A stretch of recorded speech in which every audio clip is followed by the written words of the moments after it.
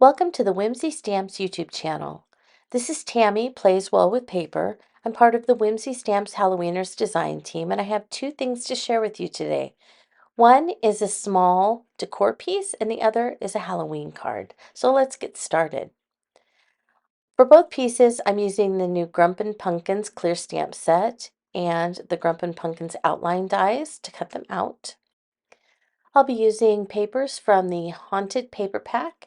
It's 6x6, and there's some fabulous backgrounds in this set.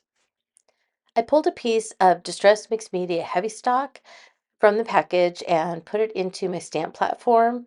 And I used a full piece because I am going to be putting this back in the platform later.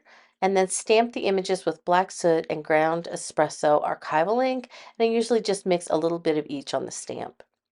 Then I colored the images with Distress watercolor pencils. And you may be wondering, well, she's not using any pencils. And I'm not at this point, but I made this palette out of the shavings from the Distress watercolor pencils because they don't have wood around them. And so you can just save the shavings in your pencil sharpener and make a palette out of it. And you can see it's very convenient when you want to do some quick watercoloring. The Distress watercolor pencils are somewhat opaque, so when you are watercoloring with them, they do tend to cover up the original stamping. That's why I used the stamp platform, and I just put the images back in when I was finished watercoloring, stamped over them once again with archival ink to give more definition. I recently learned a technique from Gina K about how to get the outline die centered perfectly around the stamped image.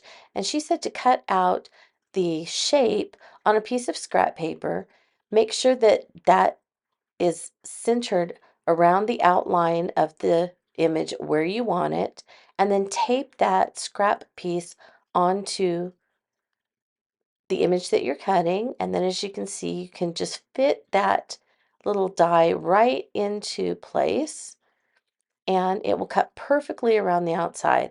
Now, I know everybody's different and you probably have your own technique that works for you, or you may think this is wasteful or too much effort, but for me, it was the perfect answer to my struggle.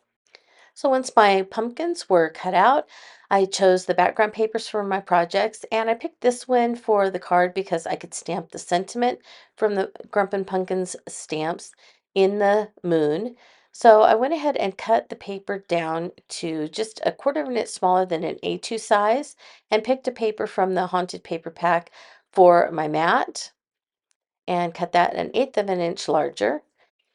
Then got out my stamp platform so that I could stamp the sentiment perfectly in the center of that moon. I stamped it with black archival ink and then embossed it with black detail embossing powder. And then I attached the moon paper to that background and sewed around it with some of my Halloween messy stitching. And now we're about ready to assemble it. So I put the front of the card onto a card base and then began attaching the Grumpin Punkins with foam dots so that they stood out a little bit from the background. And I thought I was pretty much done, but it needed something else. So I got out the new Batty die set and decided to cut out a few bats. So I picked two small bats and I cut out some of the ground, the black that was the ground on the part that I cut off of the background so it would match perfectly. And there you go, you can see they match. Then I cut the eyes out of a little bit of leftover orange that was part of the back side of the matte paper. So when you turn it over, it had this scene, and so I used part of the sky to cut out the bat eyes. Moving on to the decor piece, I used a number 8 Etcetera tombstone from Tim Holtz and Stampers Anonymous. Etcetera is a pressed board, it's not wood. The base of the tombstone has two pieces, and then the top has three options. You can use this piece with the cross, you can add this frame piece, or you could switch out and use the inside of the frame piece as an extra dimension, or you could even alter it by cutting some of the pieces with scissors.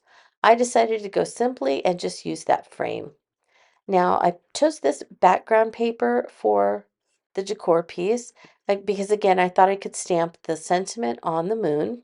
So as I'm working it out, wanted to make sure I could fit everything into the center of the tag. I then cut that moon piece so that it would fit there in the center. And then I'm just using other pieces of the background, leftover pieces of the background, to cover all the pieces of the Etcetera tag. Now for the base and for that frame at the top, I decided I wanted black, and so I just used the bottom part of another background and cut that out. I stamped the sentiment with black soot archival and then again embossed it with fine detail black embossing powder. Attached that paper to the Etcetera tag with distress collage medium and then sanded it around the outside. And then I used collage medium and a brush to attach the black paper I had cut out to the base pieces and to the frame. Now you can see that that piece that I just did, it didn't cover all the way to the bottom. That's perfectly fine. That is going to be covered up by the piece I'm working on right here.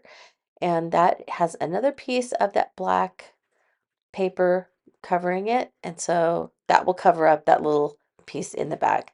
Now I want that frame to also be black, so I'm using a whole piece, and then I will cut any excess off in just a minute. You'll see me take care of that with scissors and a craft knife. So here you can see all the pieces are now dry.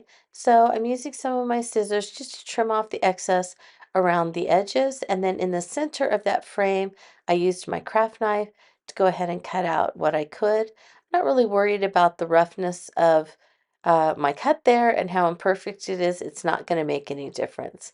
Now I went ahead and sanded around the outside edges once again, sanded off some of the rough bits, and you can see it revealed the white core of the paper. That's all going to be fine. Everything's going to be covered with distress ink and one of my favorite seasonal products, grit paste. Once I was finished with all of the inking, I started to apply things. So I put the frame on a piece of blue paper that was left over from the background that is on the tag.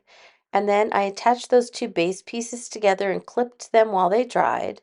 Now I'm going to attach that top piece to the top of the tag, and I attached it with, held it with those clips while it's drying. And now I am going to attach the base piece, since those are dry and they're stuck together, to the bottom. And once those were securely dried enough, I am adding some grit paste. Now, grit paste is from Tim Holtz and Ranger ink. I absolutely love it. It is a gritty paste and it dries a little bit green gray, and it has some black flecks in it, and it's a wonderful stone color. So I just apply it with my finger and kind of pounce it around the edges of things. And when it dries, it will leave kind of a gritty, worn old stone finish to our tombstone decor piece. I pulled out the Slimline graveyard die because I realized that I needed a few more things on this decor piece. One of them was that I was going to cut out this base piece from the graveyard die and also the rest in peace and add them to the tombstone. So that bottom base piece I cut out and stamped Grumpin Punkin on it in black soot archival and just attached it to the bottom here. I colored that, it was just a piece of paper that I colored with some distress inks. And then at the top, I used the same kind of piece of paper and cut out those letters, rest in peace, attached those, attached the pumpkin, and finished it off with some distress grit paste. Well, that's going to do it for my projects for today. Here's the card with those spooky little pumpkins at the bottom and the Etcetera tombstone decor piece with all of that amazing textural grit paste. I want to thank you so much for watching this tutorial. If you enjoyed it, we would appreciate if you clicked the like button and even left us a comment below. And please be sure to subscribe to the Whimsy Stamps YouTube channel and be sure you're following their other social media platforms for all the new releases and their amazing inspiration.